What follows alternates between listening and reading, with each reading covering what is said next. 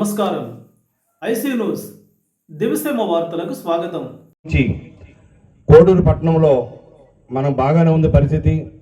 చిన్నగా ఒక 50 మంది క్రిస్మస్ స్టార్ట్ చేద్దామని 16 సంవత్సరాల క్రితం క్రిస్మస్ ఒక 50 మందితో కోడూరులో వచ్చి సొంత ఇంట్లో ఎక్కడైతే అప్పులు భయంకరంగా ఉండి ఇంటికి తాళాలేశారో అదే ప్లేస్లో ఒక 50 మందితో క్రిస్మస్ అనే ప్రోగ్రాన్ని స్టార్ట్ చేసి భోజనాలు పెట్టుకున్నాం అక్కడ దైవజనులు పిలుచుకొని.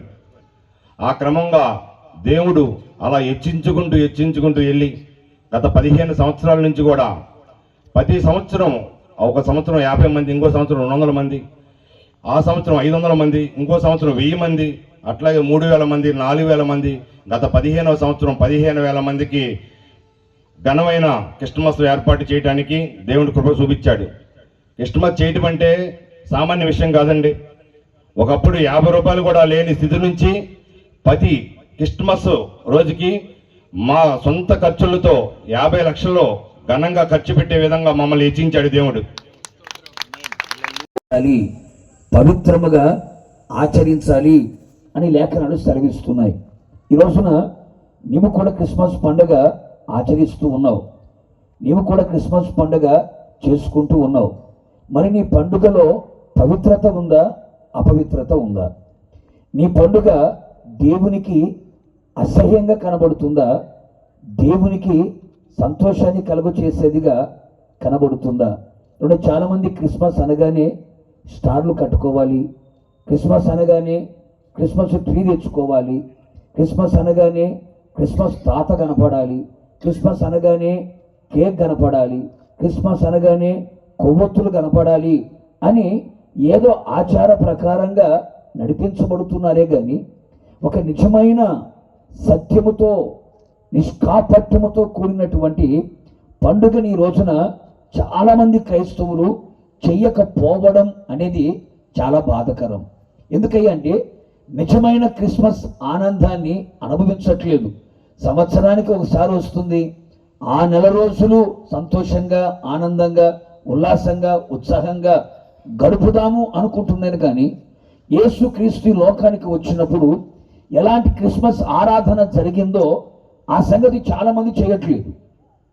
ఏదో ఆచారాల ప్రకారంగా సాంప్రదాయాల ప్రకారంగా సంవత్సరాల తరబడి అలా జరుగుతుంది కనుక అలా వెళ్ళిపోదాం అని అనుకొని అలాగే వెళ్ళిపోతున్నారు. కానీ ఆ పుట్టుక యొక్క ప్రయోజనం ఏంటో, క్రీస్తు పుట్టుక వెనుక ఎలాంటి పరిస్థితులు నెలకొన్నాయో వాటన్నిటినీ ఆలోచించి దేవుని యొక్క వాక్యాన్ని ఆధారము చేసుకొని వాక్యానుసారంగా నడిపించబడే వారి రోజున చాలామంది కరువైపోతున్న రోజుల్లో మనం ఉంటున్నాం. ఎందుకంటే నవనాగరికత పెరిగే కొద్దీ దేవుని వాక్యానుసారంగా జీవించే జీవితం కనబట్లేదు. దేవుని వాక్యం ఏం బోధిస్తుందో, దేవుని వాక్యం ఏమి సెలవిస్తుందో, దేవుని యొక్క వాక్యం ఏమని చెబుతుందో దాన్ని పాటించేవాళ్ళు, ఆచరించేవాళ్ళు, అనుసరించేవాళ్ళు ఈ రోజున చాలా కరువైపోతున్నారు. అందుకనే యేసుక్రీస్తు ప్రభుల వారు మనము చేస్తున్నటువంటి పండుగను చూచి సంతోషపడుతున్నాడా, దుఃఖపడుతున్నాడా?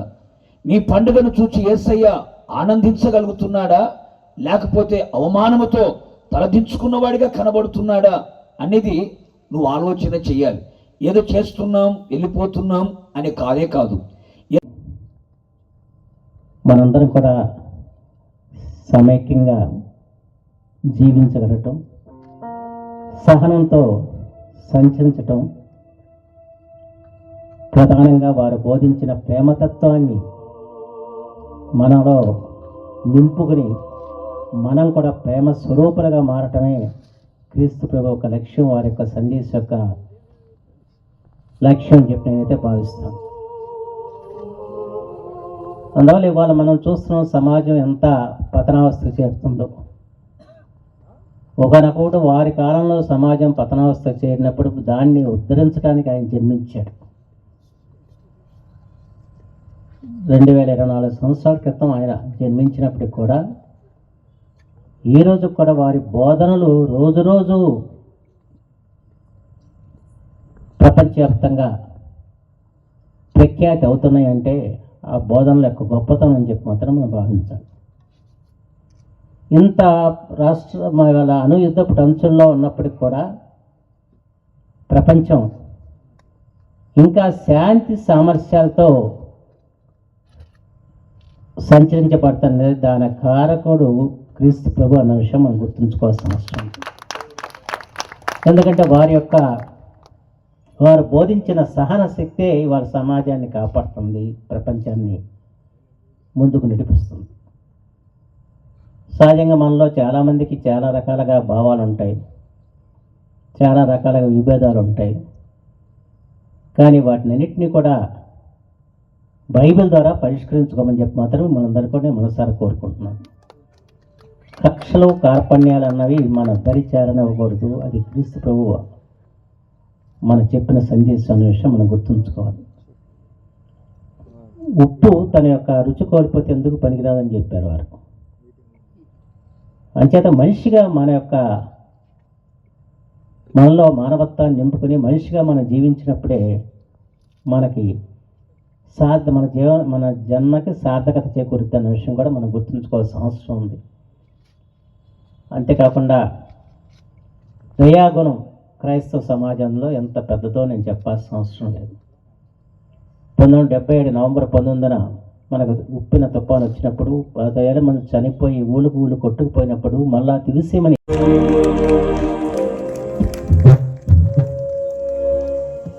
వారి కొరకు చిన్న ప్రార్థన చేస్తారు డివో గారు.